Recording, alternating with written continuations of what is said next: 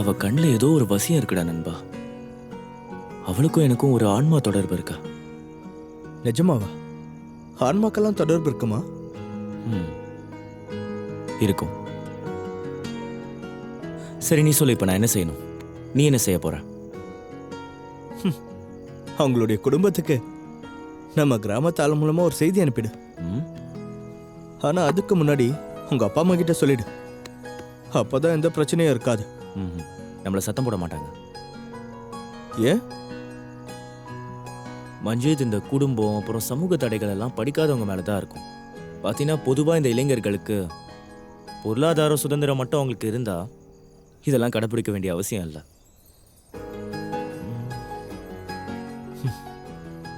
சரியா சொன்ன.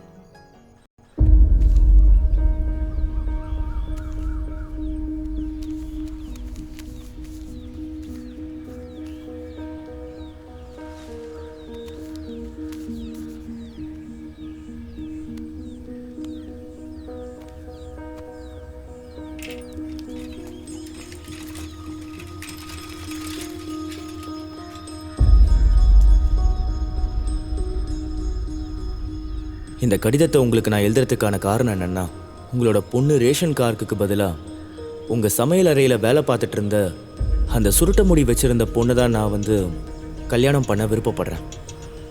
உங்களோட பதிலுக்காக நான் காத்திருக்கேன். இப்படிக்கு மேத்தா சிங்.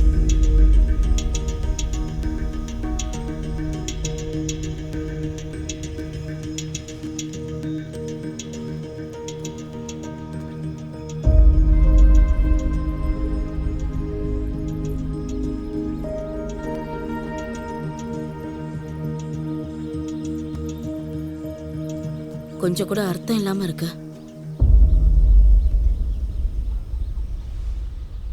நாம இப்ப என்ன பண்றது? அவங்களுக்கு ஒரு லெட்டர் எழுதுங்க.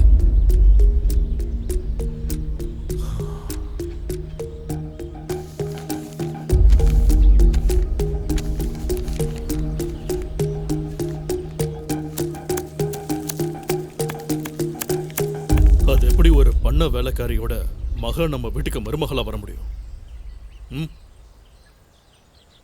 எதுக்காக நீ இந்த மாதிரி வேலையெல்லாம் செஞ்சு நம்ம குடும்பத்தை அசிங்கப்படுத்துற?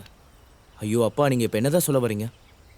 பாருங்க, என்னோட சிந்தனைகள் எல்லாமே இப்ப வாழ்ந்துட்டு இருக்கிற தலைமுறைக்கானது. இந்த மாதிரி சமூக ஏற்றத்தாழ்வு மேல எனக்கு சுத்தமா நம்பிக்கை கிடையாது. என்னோட பார்வைக்கு எல்லாருமே சரி சம்பந்தம். அதே நேரத்தில் கல்யாணம் ஒன்றும் சொத்தை வச்சு மதிப்பிடுற வியாபாரம் கிடையாது. 2 ஆண்மாக்கள் ஒன்று சேர்ற விஷயம். அந்த பொண்ணை நான் கல்யாணம் பண்ண அதிர்ஷ்டக்காரனா இருப்பேன்.